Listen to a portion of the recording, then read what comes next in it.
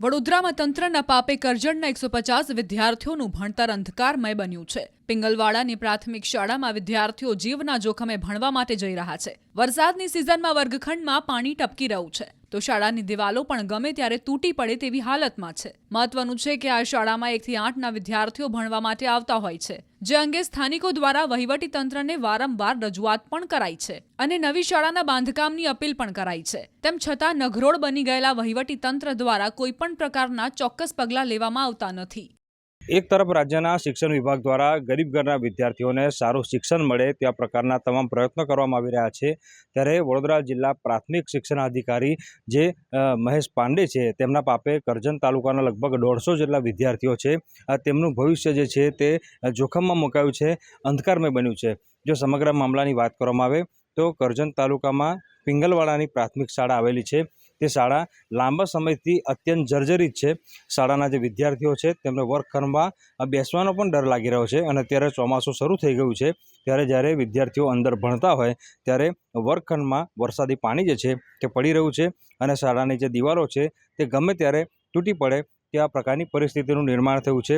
ત્યારે નવીન શાળા બનાવવા માટે જે ગ્રામજનો છે તેમના દ્વારા અનેક વખત રજૂઆત કરવામાં આવી, પરંતુ આ જે બહેરું તંત્ર છે તે કોઈ ગ્રામજનો છે તેમની વાત સાંભળવા માટે તૈયાર નથી અને ગરીબ ઘરના બાળકોને સારું શિક્ષણ મળે ત્યાં કોઈપણ પ્રકારના પ્રયત્નો જે છે તે કરવા માટે જિલ્લા પ્રાથમિક શિક્ષણાધિકારી તૈયાર નથી। એના કારણે લગભગ 150 જેટલા વિદ્યાર્થીઓ છે તેમનું ભવિષ્ય અત્યારે જોખમમાં મુકાયું છે।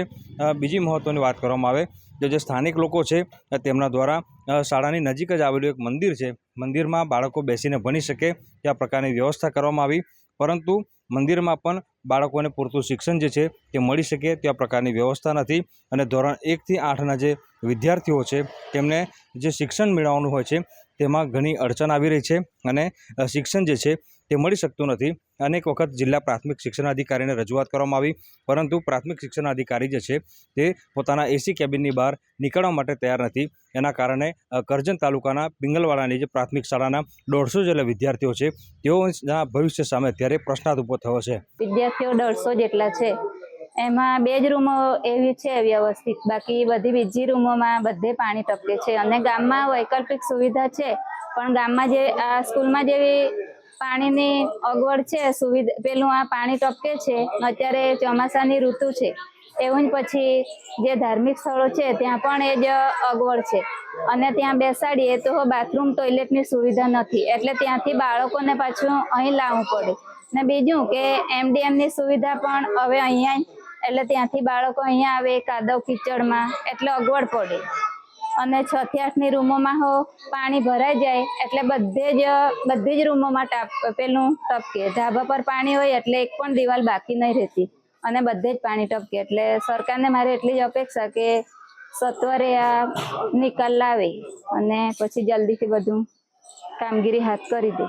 કે અમારી જે સ્કૂલની પરિસ્થિતિ છે ને કરજણ તાલુકાની અંદર, એવી સ્કૂલની કોઈ જગ્યાએ પરિસ્થિતિ ખરાબ નથી, એટલી ખરાબ અમારી સ્કૂલની પરિસ્થિતિ છે। એટલે કહેવાનો મતલબ શું છે કે અમારી જેમ બને એમ ભારત સરકારને હું રજૂઆત વિનંતી કરું છું કે અમારી સ્કૂલના બાળકોને આજે ને ગમે ત્યારે ભવિષ્યમાં આ ચોમાસામાં તકલીફ પડે છે, કંઈક જાનહાનિ થાય એવું લાગે છે, એટલા માટે હું સાહેબને રજૂઆત કરું છું કે અમારી સ્કૂલની જેમ બને એમ જોગવાઈ કરી શકે છે। અમારી સ્કૂલની બહુ જ પરિસ્થિતિ ખરાબ છે, બાળકો બેસાડી શકાય એમ નથી, ભણવામાં બહુ તકલીફ છે, જમવા પણ બેસાડાય એમ નથી, એના માટે અમે બહુ જ આગળ પ્રોસેસ કરી છે પણ કોઈ જ કાર્યવાહી થતી નથી। અમારા 151 છે।